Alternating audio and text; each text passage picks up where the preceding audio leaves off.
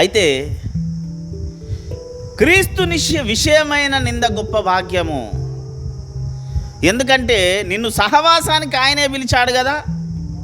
పిలిచినప్పుడు క్రీస్తు నీ కొరకు శ్రమ పడ్డాడు. ఎవరి కొరకు శ్రమ పడ్డాడు? క్రీస్తు నా కొరకు శ్రమ పడ్డాడు. అన్ని విధాలుగా నీవు సహవాసము చేయగలిగితే క్రీస్తు శ్రమలలో నీవెందుకు సహవాసం చేయలేకపోతున్నావు? ఇంకా నువ్వు క్రీస్తు హింసించబడుతున్న ప్రదేశాలని ప్రపంచ పటాన్ని పెట్టి క్రైస్తవ నాయకులు, కొంతమంది సంస్కర్తలు, సేవకులు, మిషనరీస్ అక్కడ మార్క్ చేసి దినాలకు దినాలు దాని గురించి ప్రార్థన చేస్తూ ఏడుస్తున్నారు. ఇంకా నువ్వు క్రీస్తు హింసించబడుతున్న ప్రదేశాలని పోస్టర్ రిలీజ్ ఉంటుంది తెలుసా మీకు? ప్రపంచ క్రైస్తవ హతసాక్షులని జాన్ ఫాక్స్ మ్యార్విన్ అనేటువంటి ఒక ఇంగ్లీష్ కవి రాసినటువంటి పుస్తకం. ఆదిమ అపోస్తలుల నుండి చివరి హతసాక్షి, అంతకుముందు కొన్ని సంవత్సరాల క్రితం ఒరిస్సాలో చంపబడ్డ బెల్లీ గ్రహం గారి వరకు ఎవరు ఆమ్స్టర్డామ్ వరకు ఎంత మంది అయితే చంపబడ్డారో వారందరి చరిత్రలు రాసి దాని ఇంకొక పేపర్ ఉంటుంది ఇంతగా, దాని మీద మార్క్ చేశాడు ప్రపంచపటం వేసి, ఇంకను క్రీస్తు హింసించబడుతున్నటువంటి ప్రదేశాలు అని. దాని కొరకు వెళ్ళి వారి కుటుంబాలను వదిలేసి చావుకు సిద్ధపడ్డారు. మనతో సహవాసం చేసే దేవుని కొరకు నువ్వేం చేస్తున్నావు?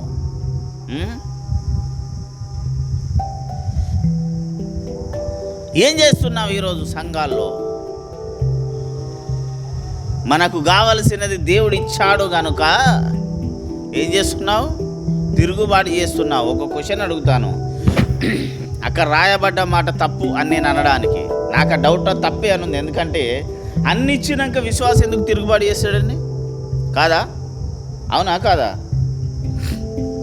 దీనికి ఎంతమంది సపోర్ట్ చేస్తారు నాకు? నేను ఈ వాక్యం తప్పు అంటున్నా. పెంచి పోషించిన తర్వాత నా మీద తిరుగుబాటు చేశారనేటటువంటి వాక్యం తప్పు అని నేను అంటున్నా. ఇది నిజమా కాదా? చెప్పాలి. నాకంటే సీనియర్లు ఉన్నారుగా, చెప్పాలి. అంత సీనియర్లే ఉన్న 3 తలకేళ్ళు కూడా సీనియర్లే. నిజమా కాదన్న? తిరుగుబాటు అని దేవుడు అనడం తప్పా కాదా? అన్ని ఇచ్చినాక తిరుగుబాటు చేస్తాడా విశ్వాసి? ఎట్లా చేస్తాడు? అన్ని ఇచ్చినాక ఆకలైనోడే కొట్లాడతాడు. నీకు అన్యాయం జరిగితేనే నువ్వు కొట్లాడతావు. కడుపు నిండి నాకు ఎట్లా కొట్లాడతావే? చల్లగా తిని సపరేకం అనుకుంటావు. ఎందుకు కొట్లాడతాడు? దేవుడు ఎట్లా మాట్లాడతాడు ఇట్లా? ఆయనకేం పని లేదా? అంటే విశ్వాసుల మీద ఆయన దేవుడు సమీపించరాని తేజస్సులో ఉన్నాడు కనుక భూమి మీద ఉన్న మీద నిందలేయడానికి ఉన్నాడు ఆయన. ఏం ఎవరికి వాక్యం తెలియదు కనుక ఏసై ఇష్టం ఉన్నట్టు రాసేది ఓడిచిపోయినది కాదా?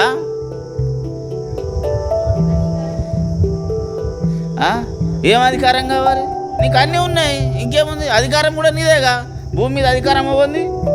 అందుకే చెప్పాను, ఇది మర్చిపోద్దు, మళ్ళీ ఇడికే వస్తా అని. భూమి మీద అధికారం అవ్వదు. ప్రశ్నలాడు ఎక్కడుంది? ఒక విషయం తెలుసా? తిరుగుబాటు గురించి ఒక సాంగ్ రాస్తే మనవరన్నాక నాకు డిస్కస్ అయింది. ఇంత దారుణంగా ఈ భక్తుడిని తిట్టినటువంటి రచయిత నేను ఎవరిని చూడలేదు ఆయన అన్నాడు. గుర్తొచ్చిందా? అది సాంగ్ నోట్ లేదు కనుక నేను వాడలేకపోవచ్చు. కానీ సోమరి సరసాల దావీదు గతి ఏమైందో ఎరుగకున్నావా, ఇదే కదా. ఈ లైన్ విన్నే కదా మనకు డిస్కస్ వచ్చింది. ఎవడం లేదు నాయన ఇంత దారుణంగా దావీదుని తిట్టినోడు ఎవరు లేడంటే తప్పేమున్నది కాదా? ఏం చేయాలి? నువ్వు ఎక్కడుండాలి? యుద్ధం జరుగుతుంది, పోయి ఆడ కూర్చోవాలి. తెల్లారాక మంచిగా బాగా అనుకోను వండి, పొద్దుకి లేచి మిద్ద మీద తిరిగి ఇంకేమో చేస్తావు. సరే, అది ప్రణాళికనా దేవుని తర్వాత సంగతి. నీ పని నీవు చేయవలసిన టైంలో నువ్వు చేయలేదు గనుక ఏమైందాడా? కళ్ళకు రమ్యముగా కనబడినందున తెంపుకొని తిన్నారు, అంతేగా. ఈ మాట అనడం తప్ప? నా దృష్టిలో తప్పే కాదు. అందుకే రాసిన సోమరి సరసాల దావీదు గతి ఏమైందో ఎరగాలి. ఏదైతే అది చేయాలి, తప్పేముంది. ఎందుకు చెప్తున్నానంటే దేవునితో సహవాసానికి నిన్ను పిలిచిన వాడు నమ్మదగిన వాడు. ఈ రోజున్నటువంటి ఆ నమ్మదగిన వాని జీవితంలో నీవు అంటుకట్టబడి ఏ నమ్మకత్వాన్ని చూపించావు? దేవుడు అన్నీ ఇచ్చాడు కదా, అన్నీ ఇచ్చిన తర్వాత తిని మూల కూర్చుంటున్నావు. ఈరోజు ఇంకను హింసించబడుతున్న ప్రదేశాల లిస్టులో మళ్ళొకటి ఏం జరిగింది, ఇప్పుడు తగ్గుకుంటా రావాలి. కానీ ఏమైంది, ఇంకొక ప్రదేశాలు చేరుతున్నాయి. మొన్న కాకినాడలో ఒక పబ్లిక్ మీటింగ్ జరుగుతుంటే వాడు కత్తి పట్టుకొని పోయి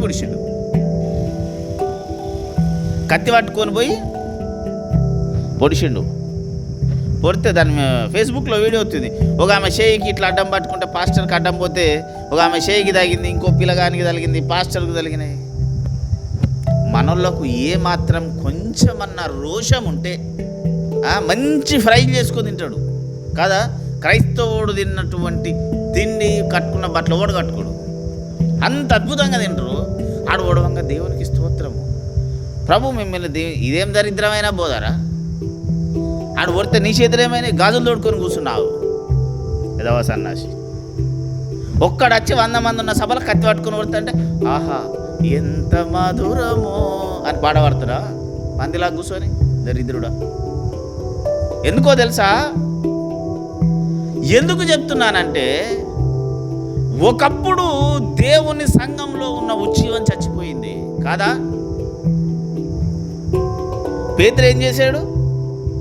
మా యేసుప్రభు జోలికి అతను కత్తి తీసుకొని నరికిండా నరకలేదా? నేను చెప్పిన తప్ప బైబిల్లోనే ఉంది, మరి మీకెందుకు లేదు అది? సార్ ఒక చెంప కొడితే రెండవ చెంప చూపించమన్నాడు సార్, ఇదేనా? ఈ ఒక్క మాట పట్టుకొని ప్రతి ఒక్క నా కొడుకు ఆడుకుంటుండు దేవునితో. ఎందుకు చూపించారు? ఏం పనిపాటు ఏం లేదు. దెబ్బలు తినే రిటైల్ దుకాణమైన పెట్టుకున్నాడా? చాలా తప్పు. నీవు దేవునితో సహవాసము చేయగలిగితే, నిజంగా దేవుని యొక్క సహవాసంలో నువ్వు బ్రతకగలిగితే, దేవునితో నువ్వు నిజంగా సహవాసం కనుక నీ జీవితంలో ఈ క్షణంలో ఇప్పుడు కలిగి ఉంటే ఇలాగనే రియాక్ట్ అవ్వాలి, ఇలాగనే ఉండాలి భక్తి. కానీ ఎలాగుంది? మన పని చేసుకుంటున్నామా, ఆదివారం గుడికి పోతున్నామా, మన సమస్యలు మనం చూసుకుంటున్నామా? నులివెచ్చని బ్రతుకులో బ్రతుకుచున్నావు. అందుకే అన్నాడు ప్రకటన గ్రంథం చివరిలో, దేవుడు నిన్ను తన నోటి నుంచి ఉమ్మివేయ ఉద్దేశించి అన్నాడు. లేదా దీనికి ముందెప్పుడన్నా అన్నాడు ఆ మాట? నా సన్నిధి నుండి వెలగొడతానన్నాడు, వెలగొట్టి చూపించాడు, లేదా వెలివేశాడు. కానీ ఈసారి ఉమ్మివేస్తా అంటున్నాడు. ఎందుకో తెలుసా? వాటికి వీటికి తేడా చెప్పండి. వెలివేయడానికి, గెంటేయడానికి, రోలు వేయడానికి, ఉమ్మి వేయడానికి. ఉమ్మి వేయడం అంటే నో ఆప్షన్, రివర్స్ ఆప్షన్ లేదు. ఇంకా పోతాడు. ఒకవేళ కనుక చేస్తే వాడిని ఏమంటారు? అది కూడా ఉంది బైబిల్లో. కుక్క తన వాంతికి తిరిగినట్లు, అంటే వెలివేయబడ్డవాన్ని చేర్చుకున్నవాడు యాజ్ ఏ బైబిల్ రూల్ ప్రకారం ఎవడట? మారు మనసు లేని వాడిని వెలివేయమని చెప్పింది బైబిల్ గ్రంథం కాదా. ఈరోజు దేవునితో సహవాసం చేస్తున్నానని చెప్పుకుంటూ నామకార్థంగా భక్తి లేకుండా ఒక నీచమైన బ్రతుకుతున్న యేసు ప్రభు పేరు పెట్టబడ్డ ప్రతి క్రైస్తవుడా ఉంటే దేవుని కొరకు బ్రతకాలి, లేదా లోకంలో ఉన్న సుఖాలు సంతోషాలన్నీ అనుభవిస్తూ బ్రతుకు. అంతేగాని అటు ఇటు కానీ బ్రతికితే దేవుడు తన నోటి నుంచి నిన్ను ఇప్పుడు ఉమ్మివేయ ఉద్దేశించి ఉన్నాడు. ఈ క్రమంలో దేవుని కొరకు నిలబడే వారు మాత్రమే దేవుడికి కావాలి. అనవసరంగా దేవుడితో ఉన్నామని ప్రగల్భాలు పలుకుతూ ఏదో పేరు పెట్టుకొని దేవుని సంఘం అని ఒక కిరీటం పెట్టుకొని బ్రతకాలనుకుంటే నీ జీవితము దేవుడు ఎన్నడూ కూడా నిన్ను ప్రేమించడు. చాలామందికి ఇంక అర్థం కావట్లేదు ఏంటంటే, సహవాసములో ఉన్నామంటే నీకు మనశ్శాంతి ఉండాలి, శ్రమలు రావని నేను చెప్పట్లేదు. యోబులాంటోడే పెంట మీదకి వచ్చాడు, ఏమన్నాడు? అన్నీ ఇచ్చిన తండ్రి అన్నీ తీసుకొని పోయి నేనేం చేయాలి నాయన అన్నాడు. ఈయన నేనేం తెలియదు, ఏమీ లేదు, ఏం తెచ్చాం మరి కాదా? తల్లి గర్భము నుండి దిగంబరిగానే వచ్చాము, మరలా సమాధిలోనికి. కోటీశ్వరుడు కానీ వాని తల్లి మీద ఎనలేని ప్రేమ ఉండని. చచ్చిపోయి సమాధి చేసే ముందు ఏముంచారు తెలుసా? అన్నీ తీసుకుంటారు. నేను ఒక దగ్గర చూసిన నా ఆత్మీయ పిల్లల కుటుంబాలనే ఇది. ఆ ముసలామె చచ్చిపోయింది. ఆ ముసలామెకు కాళ్ళకి ఇంతలా కడియాలన్నాయి. అరే పొదవని అన్న కోట్ల రూపాయలు సంపాదించింది ముసలి అంటే ఏం చెప్తాయని అలా పోయి అని దీనికి ఈ కాళ్ళ నుంచి ఇటు సైడ్ ఒక తువాలు అటు సైడ్ ఒక తువాలు ఇట్లా లాగుతావుర్రు అనుకున్నాను. నీ అవ్వ ఇదారా తల్లి ప్రేమ? ఇదేం దరిద్రం పోతే ఏంది? అప్పుడు వెండి ఎంత ఉండే సిచ్యువేషన్ జరిగినప్పుడు అంటే 100 రూపాయలు ఉండే తులం. అంటే అవి ఒక 20 తులాలంటే దాని కాస్ట్ ఎంత? 2000కు ఎన్ని తెలుసా? ఆ ముసలానికి చెవుల మీద ఇక్కడోటి ఉండే రెండు ఇక్కడోటి ఒకటి రాకపోతే ఇట్లా లాగితే ఇది కట్ అయింది. ఇదేం దరిద్రం? అంటే నీకు బంగారం మీద డబ్బ మీద ఉన్న ప్రేమ తల్లి మీద లేదు నాయన. కళ్ళ ముందున తల్లిని ప్రేమించలేనోడివి, నువ్వు నివసిస్తున్న దేశాన్ని ప్రేమించలేనోడివి, కనబడని దేవుణ్ణి ఏం ప్రేమిస్తావు? మన ఒక పెద్ద సేవకుడు అంటుండు, భారత మాతకి జై అంటే భారత మాత భర్తడు. ఒరే బుద్ధిలేని నా కొడుక, నిన్ను మోస్తున్నది, నువ్వు భూమి మీద బతుకుతున్న నీ భారాన్ని మోసిన యేసు ప్రభు నువ్వు దేవుడు అన్నప్పుడు, ఈ భౌగోళిక ప్రాంతంలో నువ్వు ఉన్నావు గనుక, ఈ భౌగోళిక ప్రాంతానికి నువ్వు అంటుకట్టబడి ఉన్నావు గనుక, నీవు నివసిస్తున్నటువంటి భూమిని నీవు ఖచ్చితంగా గౌరవించవలసినటువంటి బాధ్యత ఉంది కాదా? నేను దాని కింద కామెంట్ పెట్టాను, అరే పాల్త నా కొడుక ఫస్ట్ నువ్వు బైబుల్ మంచిగా చదువురని పెట్టాను. మళ్ళీ చిన్న సేవకుడు కాదు, ఒక ఇంటర్నేషనల్ స్పీకర్ నాకు మెసేజ్ పెట్టిండు. ఎవరు బ్రదర్ అనమాట పెట్టినా, ఆయన పాస్టర్ సంపత్ కుమార్ పెద్దపిల్ల నా ఆఫీస్ నెంబర్ పెట్టినా, ఫోన్ చేయి మాట్లాడతా. ఎందుకంటే దేనికి దూషణ వస్తుంది ఈరోజు క్రైస్తవుల మీద అంటే మనమే కారణం, మన జీవితాలే కారణం. దేవునితో సహవాసంలో నీవు ఉన్నప్పుడు నీలో జరగవలసిన మార్పులు అనేకము, నువ్వు ఉండవలసిన విధానం వేరు.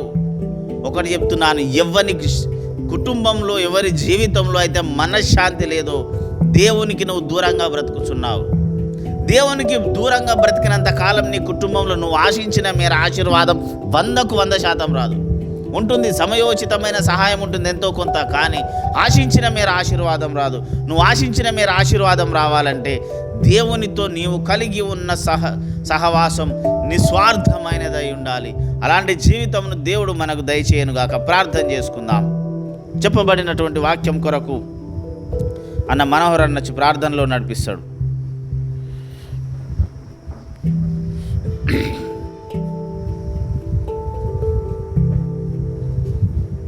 అన్న ప్రార్థన చేస్తారు.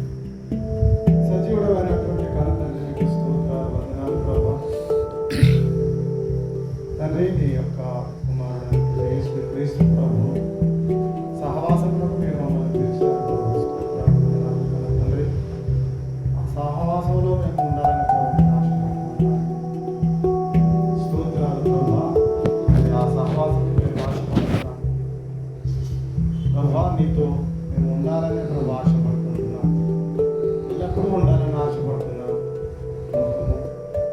దాని ప్రభా ఇదిగో ఇది మమ్మల్ని ఆశ చూపిస్తుంది. ప్రభా మీకు లోబడి ప్రభా మీతో పాటు ఎల్లకాలం సహాయం చేయండి. ప్రాణ శరీరాత్మల చేతిని సమర్పించుకుంటూ ఈ సునామం ఆమేన్. అలాగనే మనం మోకరించి ప్రభు బల్లా కొరకు సిద్ధపడదాం. గడిచిన ఆదివారం నుంచి